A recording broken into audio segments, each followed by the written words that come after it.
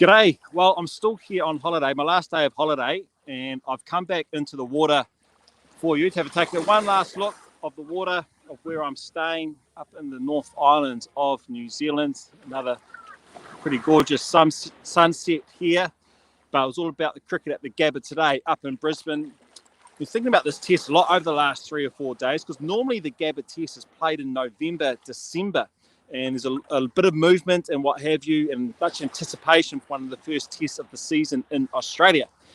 Well, much later, isn't it? Mid-January, and the Gabba test is upon us, and it's set up with the world watching it with the situation of a 1-all test series between India and Australia. And let's be honest, how are India still standing in the series? They have been beaten up, they've been torn to pieces, but they show a lot of fight and they show a lot of resilience, and they are still giving themselves a chance to win this series. So today, Australia won the toss. They are 74 for 5. Excuse me about that. And let's look at this. India. Who would have thought 4 weeks ago that there would be no Kohli, no Jadeja, no Ashwin, no Mohammad Shami, no Umesh Yadav, no KL Rahul in this test match whatsoever? Listen to these names here as a bowling attack for India. Suraj, Natarajan, Thakur, Sani, Washington Sundar are the bowling attack for India in this deciding test match, which could be a historical series here in Australia. And that's the attack they're producing, and it is even Stevens at the end of day one. All depends how the start of day two go. The new ball is there, and I'm sure India will have a plan to try and restrict Australia to, I don't know, say 350. Try and bowl them out under 350. Australia will be looking to get 400 plus. That will be the plans for tomorrow. But let's recap today a little bit more. The wickets were shared around. Siraj picked up 1 big wicket of Warner. Natarajan 2. Now Natarajan, not the IPL just been, the IPL before, he was just a reserve player.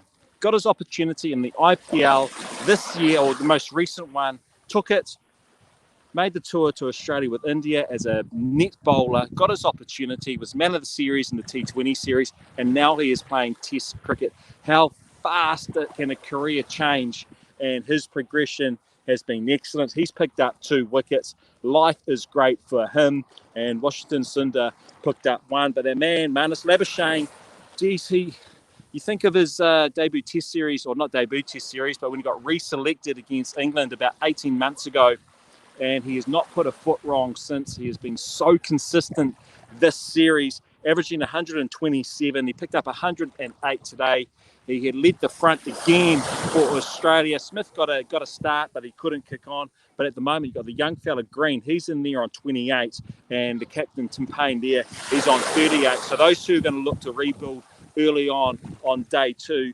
And this, the other talking point today is Sani, the young fella. He went off injured, so this already beaten up bowling attack for India, and they've got names who you would never have guessed would be playing in this test match. Well, one of them's gone down injured already, so India have just got 4 days to hang in for this test match and what is a potent Australian bowling attack as well.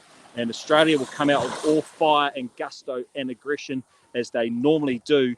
It's going to be a fascinating watch over the next course of the 4 days, especially tomorrow. Tomorrow's session is huge for India. They need to play exceptionally well in this session to set them up for that batting group, which I think is going to be, yes, the pitch may be showing a little bit more cracks than a Gabba wicket normally would due to it being played in January, but it's going to be still a pretty decent batting track. So when it comes their turn to bat, they are going to have to make the most of it.